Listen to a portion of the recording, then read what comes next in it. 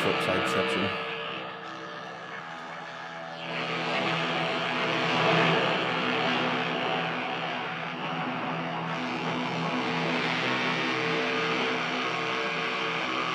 There we go. All right. Hello, and welcome. It is interesting with the headphone monitoring. It'll take me a second to get used to that. But yes, welcome everybody. We were hoping to have Ike on today, but unfortunately he had some veterinary stuff to take care of with Mr. Dave, so he is going to be out this week. So just me and Jacob this week. And for anybody tuning in, obviously we're trying to kind of hammer out our new format, doing the podcast later in the week. I guess it's earlier in my week, but later in the week, and then having the gear reviews / demos. Not really reviews. I guess it is definitely like our first kind of impression demos that we're doing on Mondays. Getting in gear. Yes.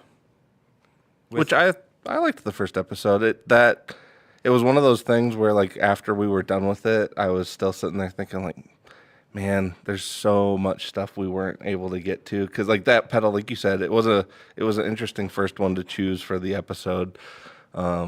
But that thing had so much going on. There's so much. It would be a lot of fun to take that into the studio and be like, I'm going to make a record using this pedal and this pedal alone. Or this and, like, 2 other pedals. Yes. And just, like, restricting yourself. Yes. Like, restricting yourself to the access to things, but opening yourself up to what it's really capable of. Yeah, because there's so much going on in there of, like, what the craziest part to me was from the initial videos that I watched, I thought it was a reverb. I was like, oh, it's like a weird way to attack reverb. Yeah, like reverb adjacent, or like you said, just a new take on reverb. And then getting into it, it's like, it can get there. It can do a reverby thing, but that is certainly not what it is. Yeah, I would almost firmly plant that one in the same category as kind of like the Rainbow Machine or anything else where, like, it verbally is not really able to be articulated. Like, it is a thing.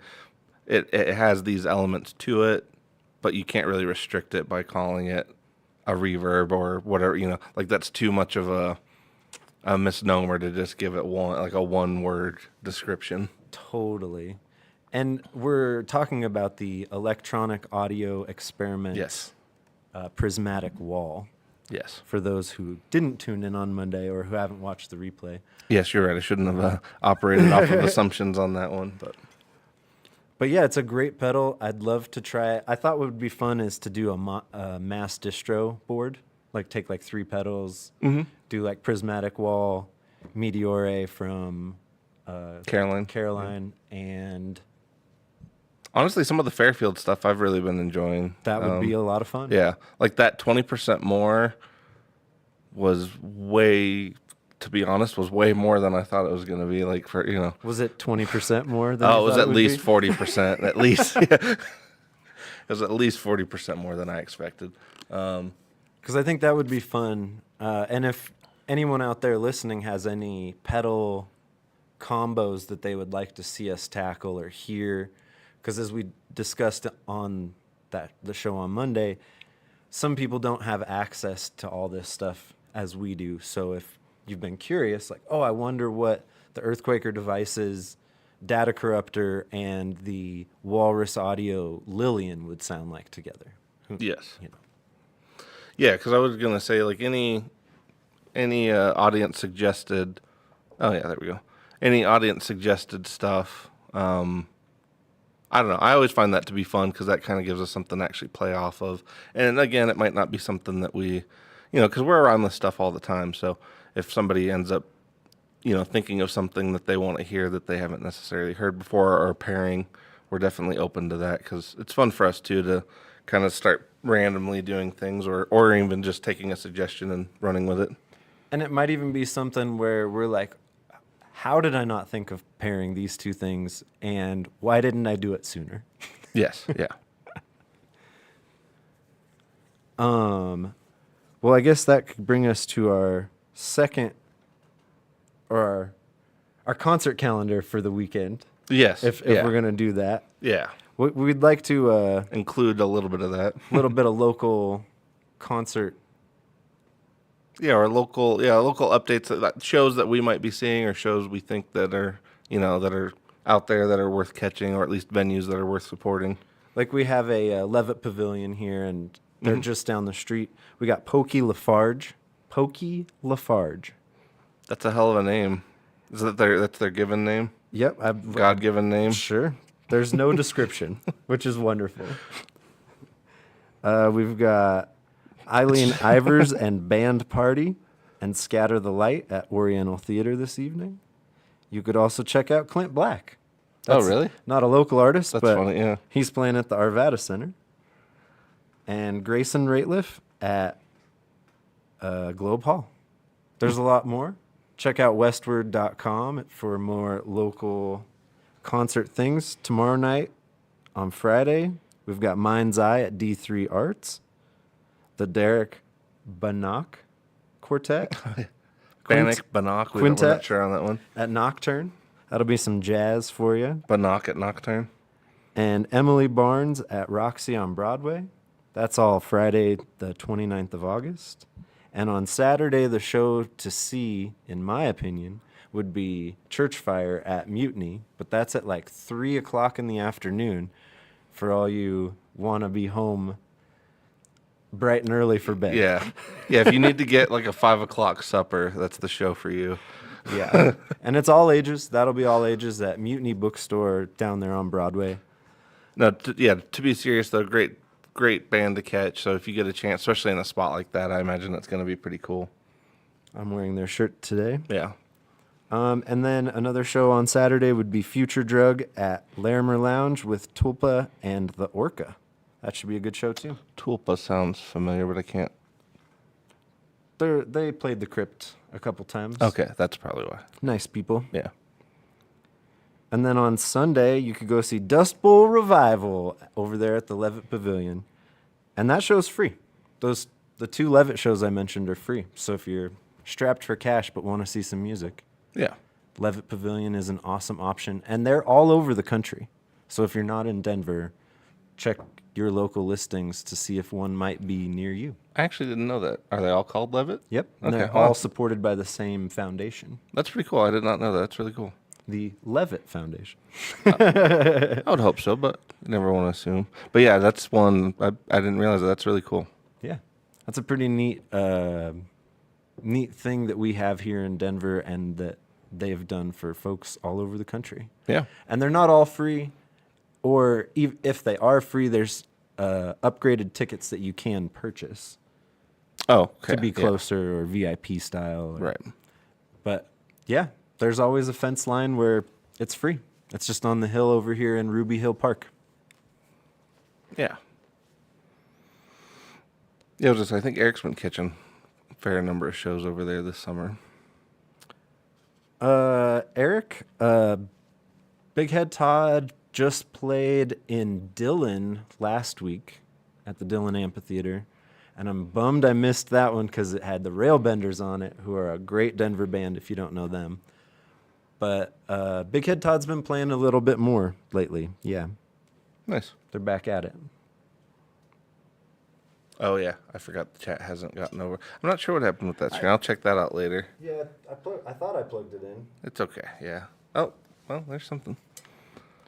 Maybe HDMI, though? Maybe that was... Oh, yeah. It's in there. Huh. Oh, you know what? It's in there. It might be here. Let me double check. I can double check. It might be in the, like there's the main card and then there's the graphics card. Oh, it's probably in the main card. But I guess I can use this time to preface our topic for the week. Well, the title of the video is Analog versus Digital in the Modern Age. And will your gear expire? And are you okay with that?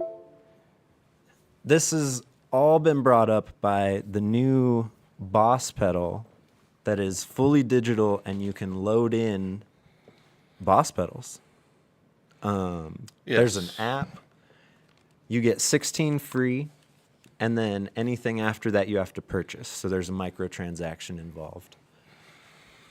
Well, and I unfortunately didn't get to look before we got on here. Do you get to choose the first 16, or is it just a pre-selected 16 that you get? I believe it is a pre-selected 16, but they're Okay. cool. They're cool things. You get like the slow gear, the T-Wah, the phase shifter,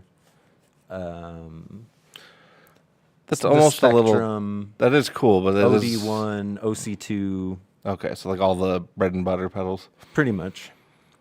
Yeah, seems like it could have been cool, or at least maybe eased up. Because honestly, the controversy coming, or I won't even call it controversy. Well, it is controversy. A lot of people going back and forth about this pedal when it's not even out yet, which I get. I think it's something though that a lot of people are coming into with a fair amount of baggage from other things, which I totally get. Like everybody's been burned by something when it comes to this like microtransaction stuff. So I totally get that part of it. But I do feel like a lot of people are coming into it with like a lot of heat Sure. for something like this. And it is interesting because like both you and Ike did kind of swing around to the, when we were discussing it earlier, both you guys did kind of swing around to the size factor as being a crucial portion of it. Because like, I guess to me, the first thing that stood out about it was it feels like it's offering things that are similar to the GT Core, but they're wrapping it up in an odd format. And that's the part that I didn't quite necessarily get. But like you said, with it being the size of a normal Boss pedal, if you really just need a little Swiss Army knife pedal to kind of knock out a bunch of things and only take up the size of a normal pedal, then it definitely does that. Like if you're rocking a Rockboard Duo 2.0 or something, you Yeah. know, it's this big. And if a GT Core is that size, right? Mm-hmm. So Well, like, yeah. but so like that's your one choice. This at least gives you like, I mean, then you can have your 3 other pedals, your cool drive pedal that you like, your Benson preamp, your Yeah. fuzz that you like, Yeah. you want the phase shifter and the vibrato or something in that 3rd slot, and then a reverb. Yeah. And I guess I could see it for that, especially if it is going to be more single uses that you're going to kind of edge towards for the most part, or even. And maybe you're that person who has those 3 pedals that they really like, but they're always swapping out that one, Yeah. trying to find that thing. Well, and then that's what I kind of see it being handy for sure. Is like you need one spot, but normal size that you can kind of, tailor to what you need at the moment. Which I can definitely see that part. But I would say like the micro, because how much is each? Is it going to be per pedal? Because that's the part I didn't get to check out before we came on. Was like, is it going to be each purchase is like a single pedal at a time? I believe so. Okay. And if I had to guess, because they came out with the app a few weeks back, Okay. where you could do this all digitally in the app. And I Kind of think peruse it. each pedal was about $5, $4 or $5. Okay. Okay. So here, Yeah, I guess we could look it up. I was gonna say. So I know Boss. I want to run the math just to see if it comes out to what they're gonna do. So it's $250, right, to start off for the pedal. I believe so. Okay, and that gets you 16.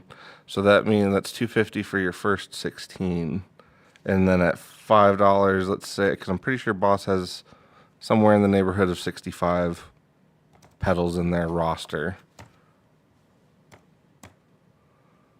So let's say it's probably going to be another 250 to 325, depending. Well, no, because that's minus 16. So let's do 5 minus 16. Oops, wrong one.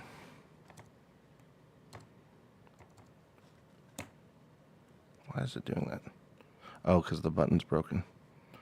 And I guess what this brings up is, how So yeah, long? another 250 or so to get if you were to get all of them, potentially. So it'd be like a $500-ish, If you were getting the whole thing. which isn't terrible No. for what you're getting. Yeah. Now, there are some drawbacks. It has MIDI, but the MIDI is only clock. You can't control any of the parameters or anything. Oh, so yeah, you wouldn't be able to like preload or pre-control it with that's a little okay. But maybe that's coming. yeah, That could be an yeah, they could do a firmware update.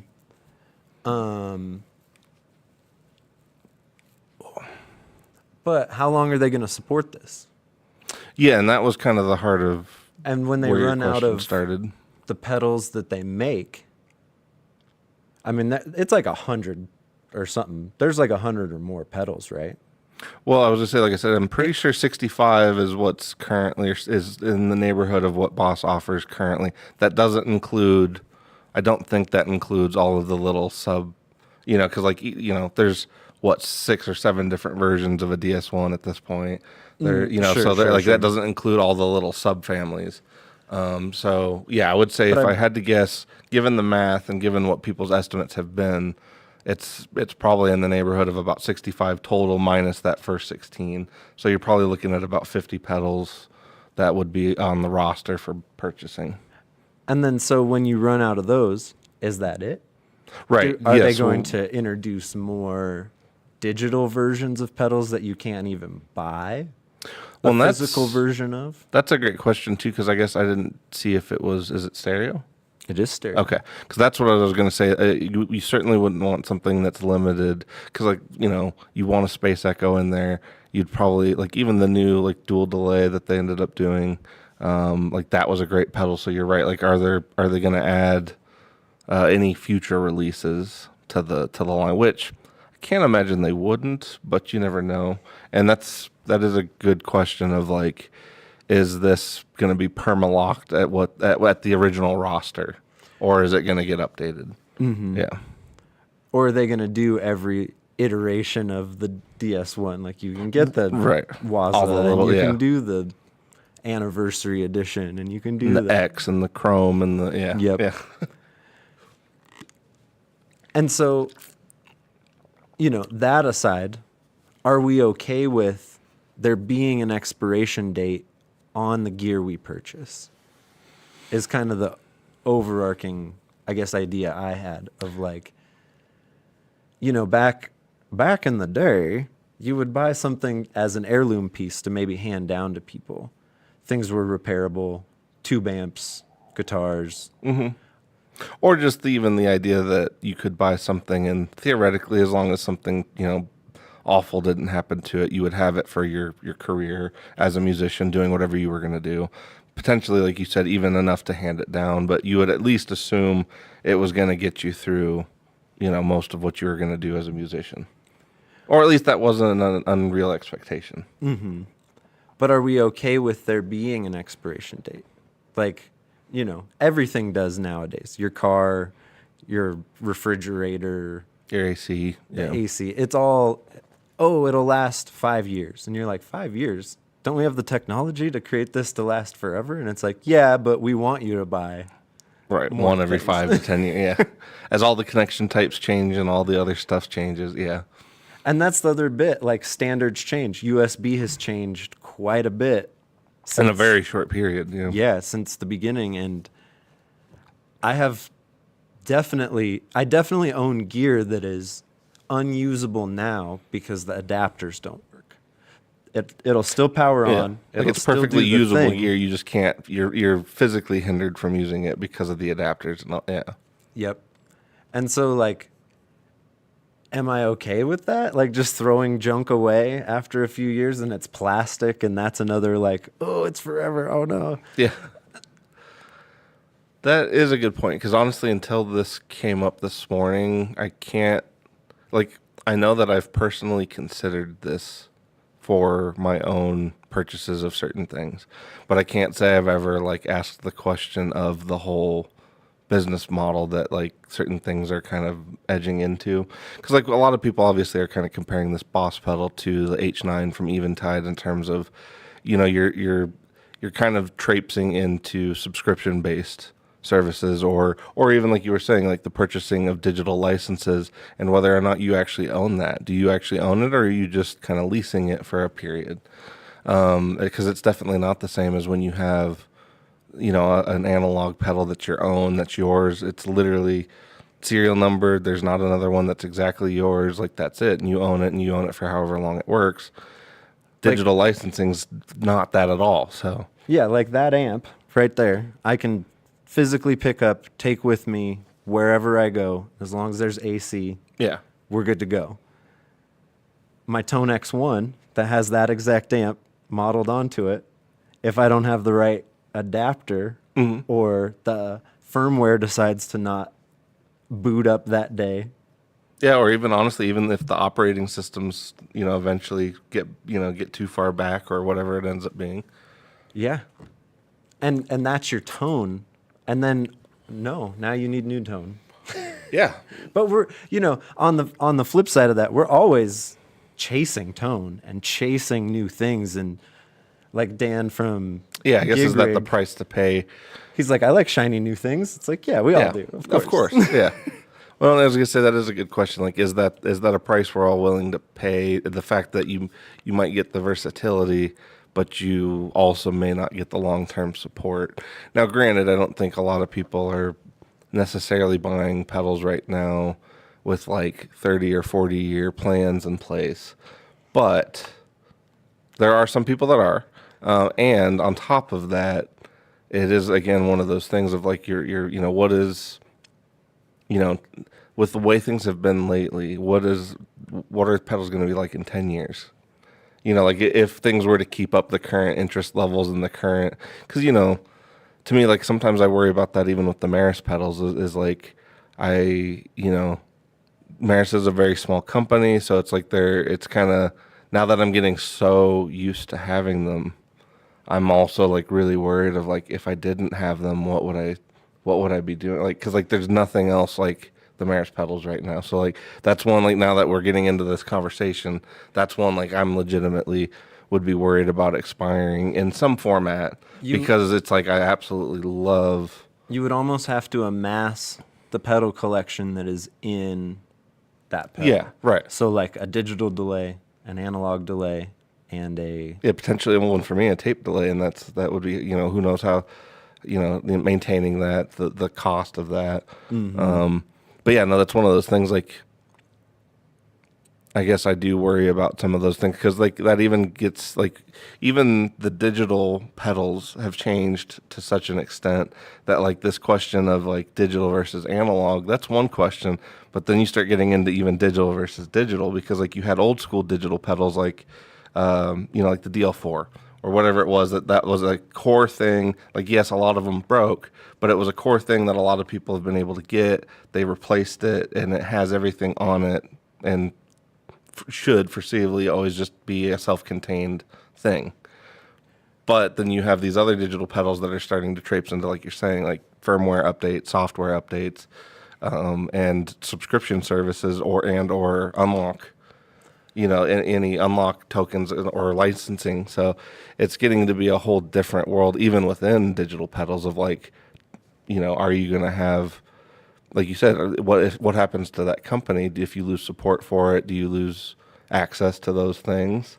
If anything were to ever go wrong, you literally have no way of recovering a lot of those things. So yeah, and if it's like dependent on the internal battery or something never dying or the like. Oh, it won't boot up today. And it's like, well, now that's a brick. yeah. And I can't do anything about it. Yeah, no, it's definitely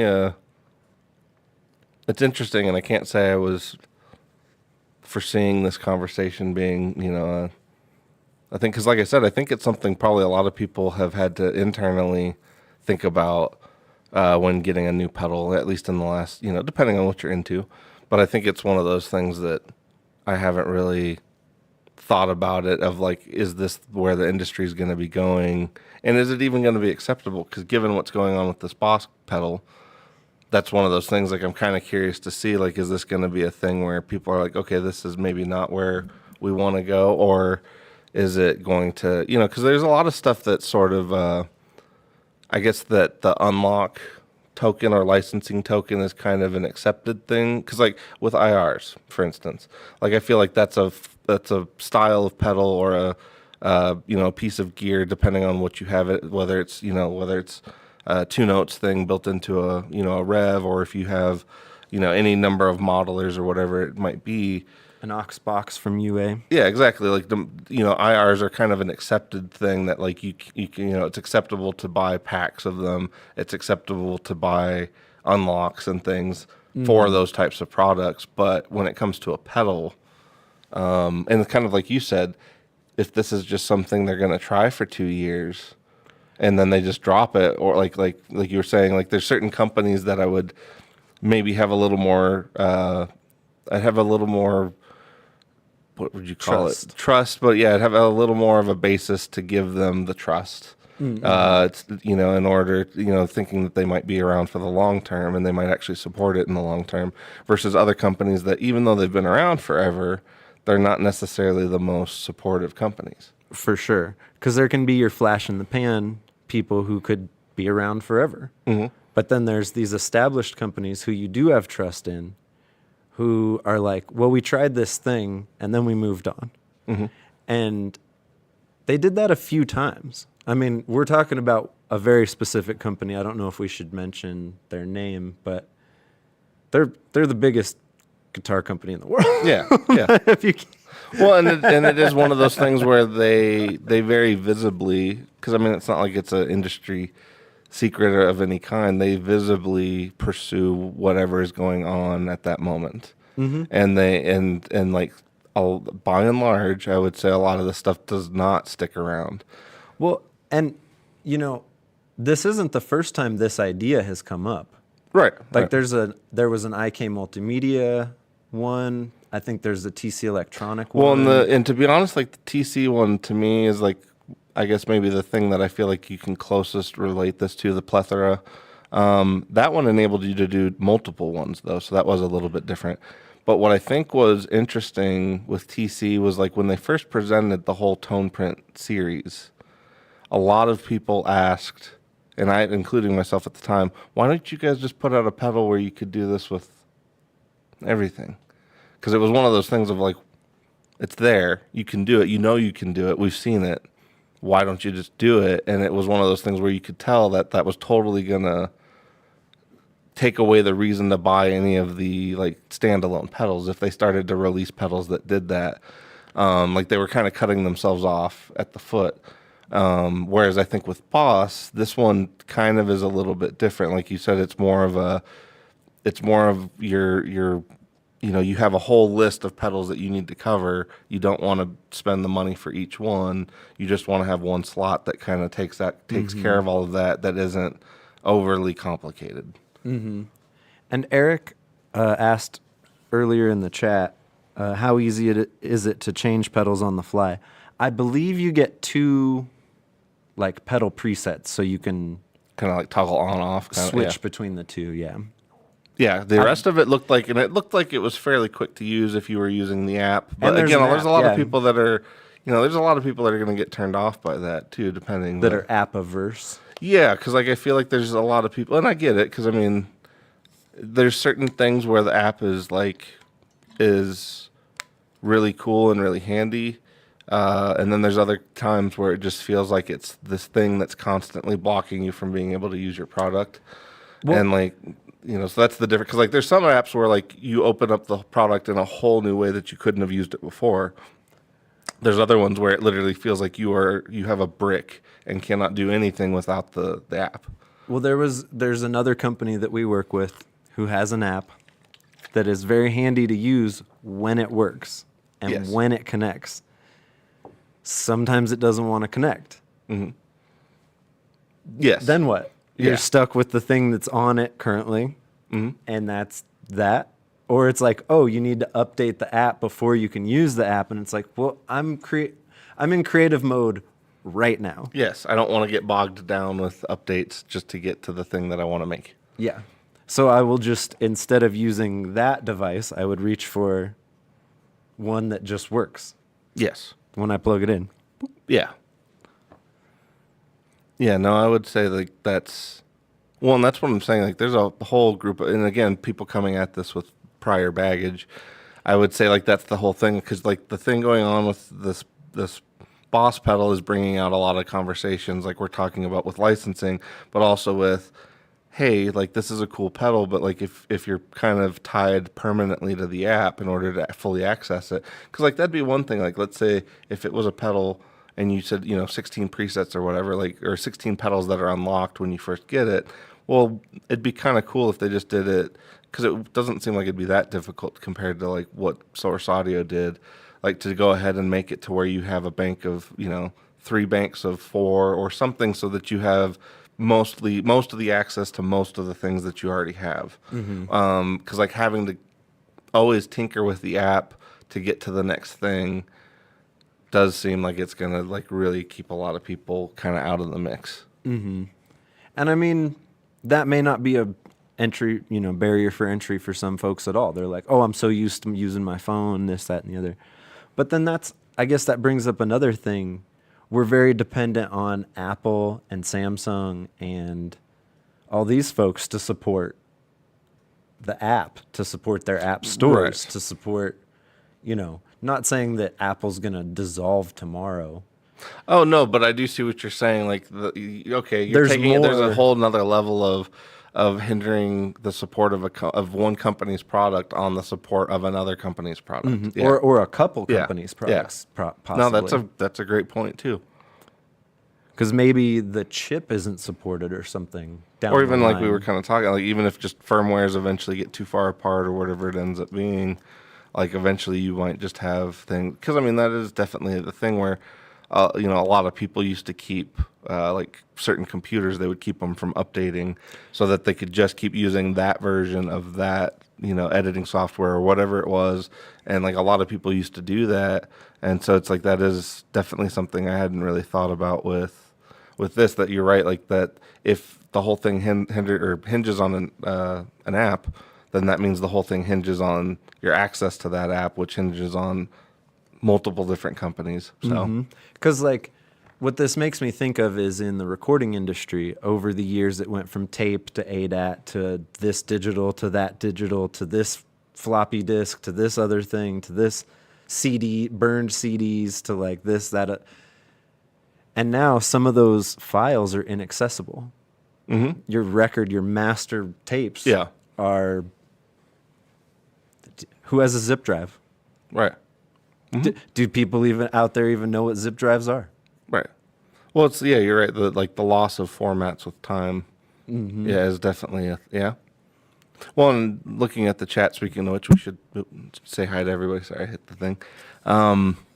But yeah, we got Janice on there. We got Eric. We got Rhodey.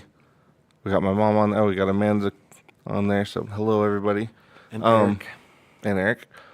But yeah, I was gonna say it looks like Janice, my mom, Rhodey, they all kind of commented similar that they would hate being or depending on an app for for pretty much anything, especially when it comes to this stuff. And I don't honestly think that's definitely not because like Rhodey was saying he was too old school, but I don't necessarily think that that's a age thing exclusively. I think there's a lot of much younger folks who are seeing all of this as well.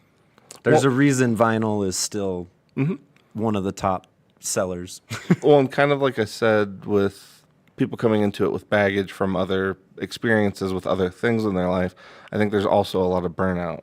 There's a lot of burnout with having to engage with apps for everything. Like everything has an app, everything has everything's being tracked through things. Everybody's having to deal with multiple layers of things. Kind of like dude was joking with you earlier when you were checking them out about having to get through download stages like the Matrix. Oh, yeah. Where like it does actually kind of feel like you got to get to this checkpoint with your download token and get to this thing to get to the next thing, and like everything is starting to feel And you're just waiting for the download for the door to open. right. Yeah, and like things that were just nobody that were just completely inconsequential now are completely bogged down.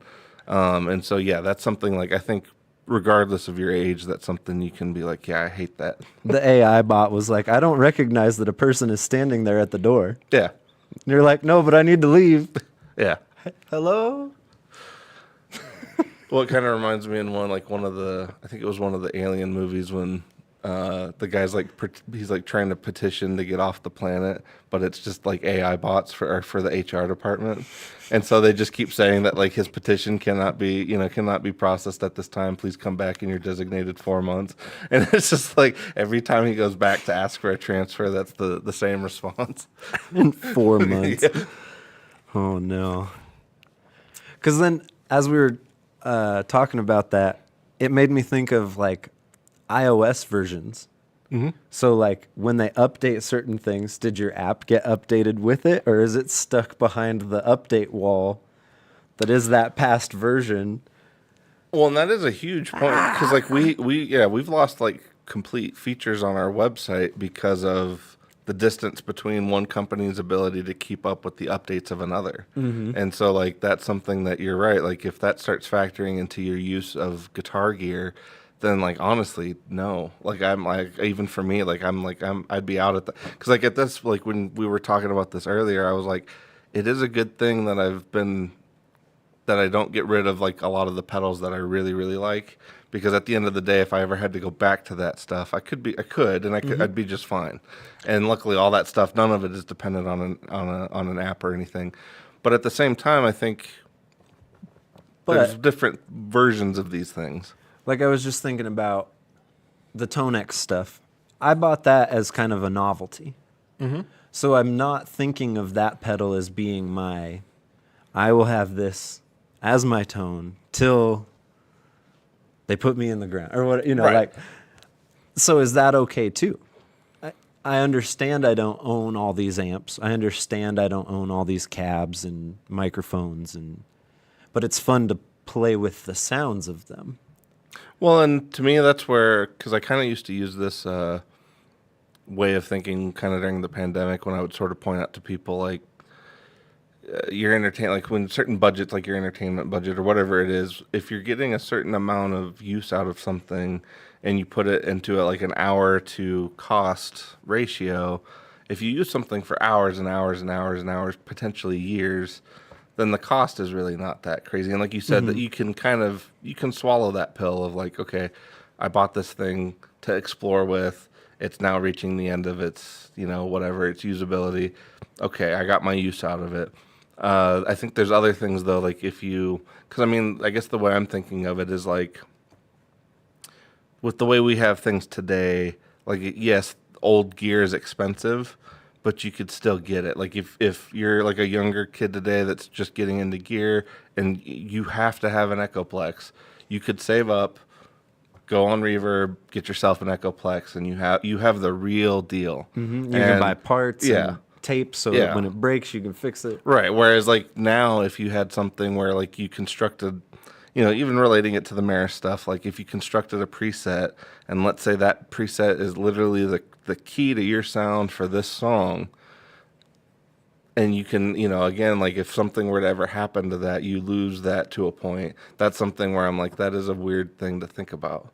Like for me, at least, like I've never really thought about, if you ever wrote anything, could you get that back if it was, because like a lot of what happens with the LVX, it's literally, kind of beyond description. It's not like you could tell somebody, okay, I'm going to need all these things, but I'm also going to need you to enable me to do it modular, and still construct the same thing. Like it's just, I guess maybe that's why like modular analog guys get so far down that rabbit hole is because at the end of the day, they're still buying hardware. A thing. Yeah, they're still buying hardware that can be fixed and changed. So, and it's tangible. It's in your hand. Yeah. The license isn't going to be removed. The whatever.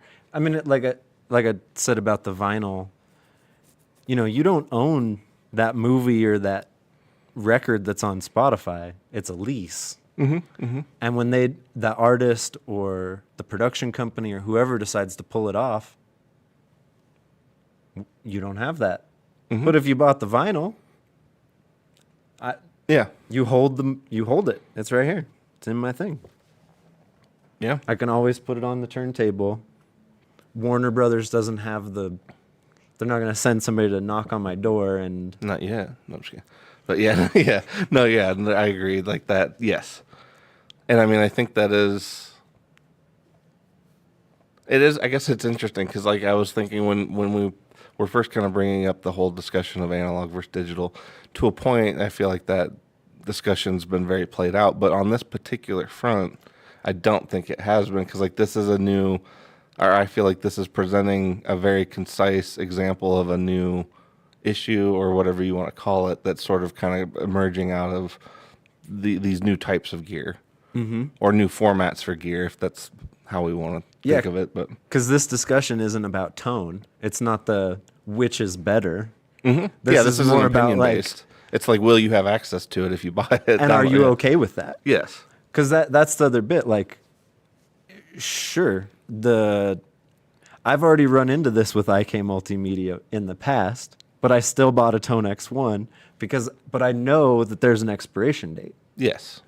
You were kind of ready for that, but you also knew you were probably going to get your use out of it.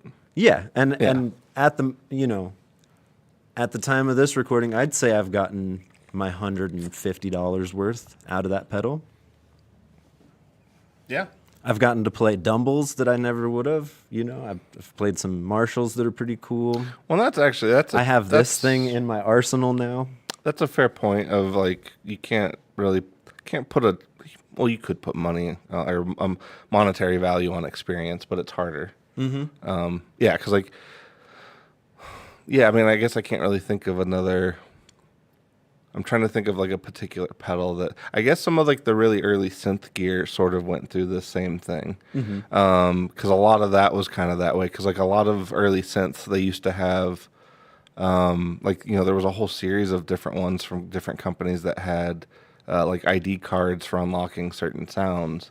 And that was like that Yamaha with exactly. Yeah, like the little slide cards. And there was one, I can't remember what company it was, but it was literally almost like a game cartridge, and that would have like a certain number of them on there, and you would click it in, and that would be your access. There was the Cooper Effects arcades, I think is what it was called, and it had all those little chips. Yeah, so it's like, it's kind of an interesting thing of like, some of that stuff kind of went that way, and then also... But that's a total gimmick of that. Like, yeah.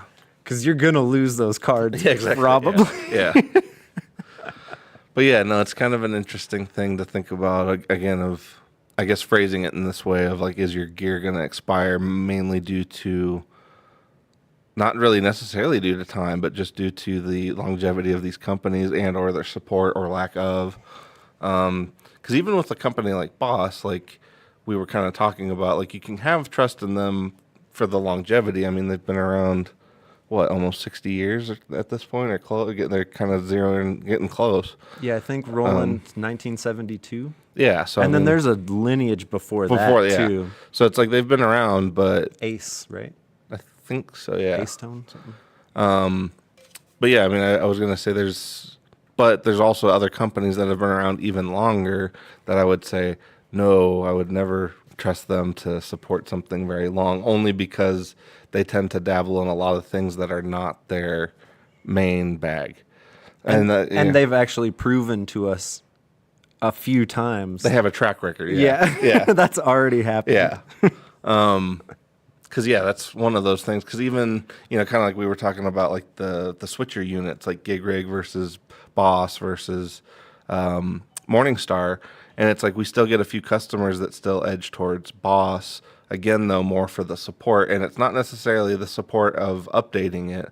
It's more for the fact that if anything were to happen to it, they still have the company to go back to get it fixed. Mm-hmm. Whereas with Morningstar, they're still relatively young. They don't necessarily, like they're a great company, but they don't necessarily have that longevity to speak to yet, because you can't have that without being around for forever. So that's just kind of how that goes. But it is an interesting idea and an interesting thing to factor when you're kind of purchasing some of this stuff.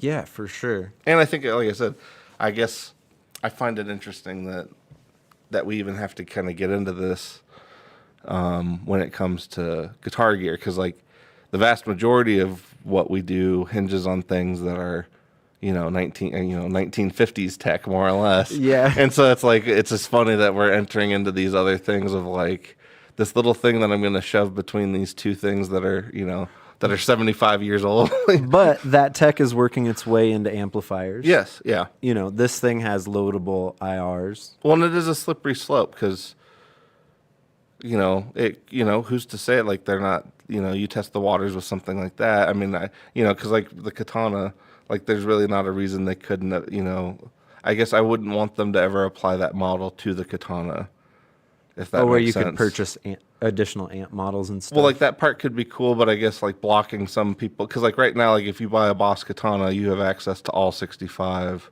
of the Boss effects, and so that's one of those things where I'm like, just because they're putting out this one product, I hope it doesn't start affecting later releases of other products. Like I hope they don't. I hope they don't go like, okay, we're gonna try this microtransaction model, but we're gonna try it on like our biggest The whole thing. Yeah, because like the katanas, their big, like in terms of the more affordable market, that's their biggest goose right now. I mean, So, I think that's the way the world is headed till it's not. well, that's what I mean. Like I guess it's just gonna take people not purchasing things, but it's like speaking with your wallet is the best way to do those things, but it's also one of those things of, I guess again, it's a slippery slope, and it's not a slope that can be corrected in real time. I think it'll be somebody who comes out and is like, here's an all-in for a price, no updates, no, this is it. Yeah, yeah. And then that could turn the tide of where it's like, no, it's just a really robust computer that's meant to run for 25 years on this chunk of code. I don't know. Well, yeah, no, and that's a So good where point. it's like not updatable, it's not. It's meant just to be self-contained, and as it is for, yeah, that's the a good point. foreseeable future. Or like Maris, they gave you everything all in, and it doesn't seem like there's going to be any microtransactions. No, that's a I good don't point, because foresee. well, and that's sort of what I mean with them. Of like, I guess yes, they have they have the editor, but you don't have to have it, and And the editor's free. and that is free. And I feel like with Maris, like it feels like you're buying a kit or a, like you're buying something that it depends on you. Like Definitely. it's not something that you're getting into and buying unlocks for. Like it's something that you're buying a piece of gear, and it's solely on you what you do with it and what you make with it. But could there be more things down the line that they add? So like they've got the 3 delays in the LVX. Is there another 2 delays that could potentially be added? Yeah, or could they? Yeah, or even could, because honestly, like I could see even like as the editor progresses, like I could see even certain short commands becoming a more prominent feature. Like if you want to do certain hold functions on your switches, and you don't want to have to necessarily dial that in for each preset you make. Like I could see certain commands being like because like they kind of did that with the Enzo, where like when they put the Enzo out, the presets that they put on the editor are things that are already like quickly dialed in approximately to the area you want to start. So like if you want to start with an arpeggio, here's a blank start arpeggio. You want to start with a mono synth, here's a mono synth. You want to start with a poly synth. Like they kind of give you the home plate starting spot. And so, yeah, I could see them like maybe progressing that further, where like, here's these functions that you're going to use a lot. So you just like copy and paste and drop that, or even just, whatever it is. But like I could see certain feature things expanded on. I mean, if we're throwing out feature requests for the LVX or the X family of Maris pedals, global parameter things that I can set for the whole thing. Well, and see, that's what's funny, because Boss with the ESA actually does do that. And that is what's funny, is like I really do like the fact that they have certain things where they're like, oh, somebody's going to want to do this for every setting they have, and then some people are just going to want to do it per patch. And so it's like that would be something I would appreciate too. But yeah, like I guess I'm trying to think of. I guess there's maybe certain things that I'm comfortable with that, and then there's other pedals where I'm like, I don't think I'll ever have to worry about that. Because like fuzzes and overdrives, to me, like you're very much buying something that you're personally bonding with when it comes to those. Whereas like other pedals like the LVX or the Mercury, like those are exploratory kind of things. Those are things where like there's certain things that you're giving up in order to be able to have that kind of freedom to do what you want with it.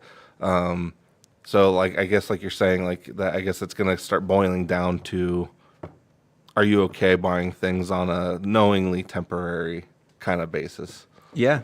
And, share with us in the comments how you feel about that of, what do they call that? Planned obsolescence. Yeah, and I would say like with this, it's yeah, kind of targeted planned obsolescence. But And I don't even know if it's maliciously, no, it's more just like they have a grand plan and that may not work out for a dozen reasons that have nothing to do with them, possibly. right, right, or even yeah, like you said, just the ease of access to this product that you bought, it does hinder on more than just them and you, like as you as the customer, like, and is that something that like you said, are you okay with that, or are there going to be a lot of people that just kind of migrate back to mostly analog or standalone kind of pedal rigs? I mean, we had a guy in today who was like, I'm literally here because we were talking about this. He was like, I'm building an analog setup because I work in IT and I understand the limitations of all this digital stuff, Yeah. of longevity, support, all of the things we've been discussing. Or even like you said, just even rights of ownership or lack of. Yeah. Mm-hmm. And who knows who's going to be, some of these companies may have grand aspirations and then get bought out by somebody who just shuts them down Yes. Yeah, no, that's a good point. or pivots hard and, used to make guitar amps and now they make party boxes. Yeah, no, I mean it's like I said, I think it's very interesting that we even have to discuss that regarding and I would say a lot of this stuff is moving, is moving pretty fast. Because like I said, now that we're getting to different stages of the digital age in terms of gear, like I can't believe we're already encroaching into some of these things this quickly. Because like especially even thinking about the way the shop was and selling pedals 10 years ago versus the pedals that are coming out now. Oh yeah, if Yeah. your pedal isn't stereo and has MIDI, what are you even doing? Yeah. Well, yeah, and even like the whole sub, even getting into the whole thing, because like I was trying to sort of explain the prismatic wall to a customer earlier when he was asking, about the different shows, and I was just one of those ones where I was like, there two sub menus within a pedal is a lot, and so it's like when you start getting into those complications of like, yes, it's really cool, and you can tell somebody all day how cool it is, but if they're not willing to engage with it in that way, it doesn't really matter. So. Oh yeah, and that like the prismatic wall is a great example of if you don't put in the effort, it's not going to give you the cool things that are in there. Oh, 100%. Yeah, that's a pedal very much that like you're going to get out of that thing what you decide to put in. And I don't mean in terms of your music, I mean in terms of your time. Like you're going to get really cool things out of it if you're willing to go there. But Because those submenus are really powerful, but if you don't really know what you're navigating through, it's not a turn a knob and be like, oh, it does that thing. right. All right. I mean, oh, let's see. Janice says she loves MIDI. MIDI's great. MIDI is great, and MIDI. I'm always a big proponent of MIDI mainly because I do like getting more out of the things that you already have, and most MIDI pedals, like it's a whole new world once you unlock everything with MIDI. So if you're again kind of like we literally just said, like if you're willing to put in the time, you can get some amazing things back out of it. So I have a thought. MIDI's been around for 42 years. MIDI and I are the same age. It's worked great from when it started, and we're continuing to use the same protocol 42 years later because the entire industry decided to agree on something. That was the standard version of communication with the gear, more or less. And it was freely shared. Mm-hmm. And Yeah, you're right, because that's not like each company's making code for the MIDI part of it. They're making their own codes for the algorithms, but then they're assigning the translation of that stuff to MIDI stuff that we've all... Yeah, the overarching language is the same. Yeah. And so is there going to be stuff that happens maybe in the next 5 years where we'll see some standardization of some of these things, so the industry can access things long term. Mm-hmm. That's an interesting question because I mean honestly because even like the standardization of certain connections has only really been. Oh, is that Durrell? Yeah. Okay.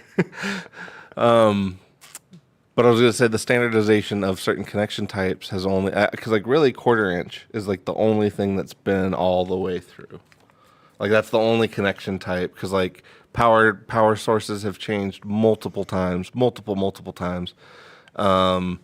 Even MIDI connections. Now that we're kind of getting into that, MIDI connections have changed multiple times.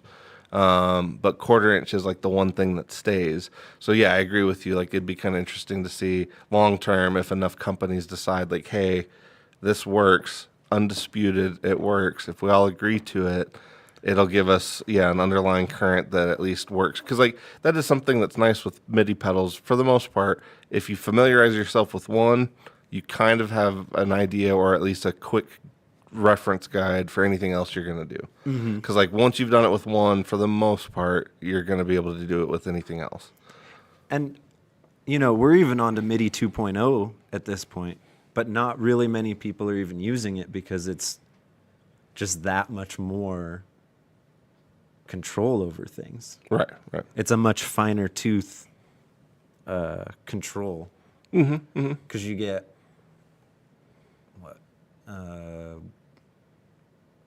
156? Is that right? 128 in terms of the... Or 128. Yeah. And this is more like, I think it's 4 times as much. Oh, okay. So you're starting to get out into, Well, and that is the thing, like, I would say... But hardly anyone's using it because it's not even that practical. Or even always necessary. Yeah. Oh, Darrell's saying hi after giving you a hard time about your age. I'm just kidding.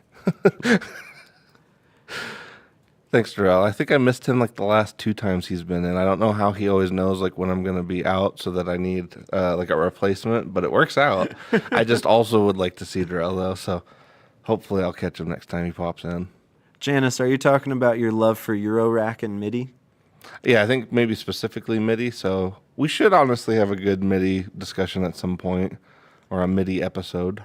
Yeah, because I would like to get more into it simply for control over our visuals.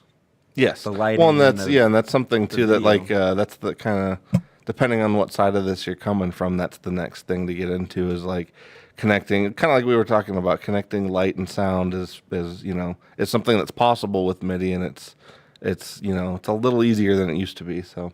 Oh, it's way easier. Yeah. It's a plug-in in Ableton now. It's awesome. Yeah.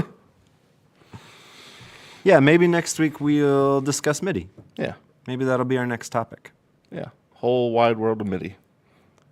And maybe we can even touch on MIDI 2.0 and like what the future holds. I would actually be curious because I'm aware of it, but I can't say I've really looked into it because like I still personally feel like again, you MIDI is pretty easy to digest once you've kind of been through the whole thing once. It's one of those things like you just kind of have to experience it once, and then you kind of unlock the whole thing, or at least you kind of understand the premise of how it works.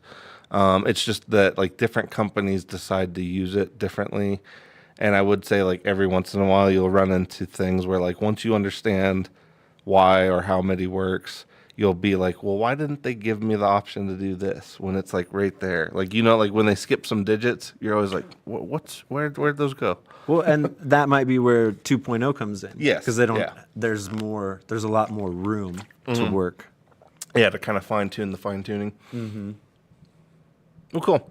Then, I guess we'll go ahead and wrap it up. We did go, we started a little bit late because we ended up having we've had actually a lot of tech goblins lately, but, we ended up having a few, so I think we've now reached our hour. Oh,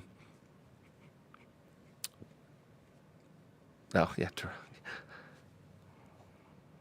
Oh, I was laughing because our band has a new show. Yay. Oh, did we? Oh, cool. Yep. Cool. We got confirmed for the 15th. Sweet. Well, anyway, yeah, we'll go ahead and wrap it up. Just to remind everybody, obviously, you guys that were watching know, but for anybody that ends up watching this after the fact, this one is basically just the podcast that we're doing on Thursdays now, and then we're going to try to be doing the gear demos on Mondays. Like I said, the gear demos on Mondays are going to be kind of, I don't know what you'd call it. It's not going to always be a certain number of hosts or anything. Like, well, it'll, depending on what we have going on, it might be just Jacob and I, or just Jacob, or just me, or whatever we have going on. So those are always going to be kind of a little bit dependent, but And same with these. They may be us, maybe Ike, or and sometimes me, we or have a Dylan. guest or somebody if we want at some point, or maybe we get, like, if it's real slow or something, like have Eric and James pop in at some point, or whatever it ends up being. Yeah, the guests would be that'll be fun. Yeah. Having guests. Yeah, no, I think it'll be good. And honestly, like, discussions like this is where that'll be pretty interesting, because, like, a lot of times around the shop, I mean, a lot of times you guys obviously we all kind of come up with different ideas based on our own experience, but I think some of our customers have different takes. So it'd be interesting to kind of get into some of that stuff. But yeah, thanks everybody for tuning in, and we will see you guys next week. Yeah, Yeah, we'll catch you on the flip side. on the flip side. Play us out, phone. No, I'm just kidding.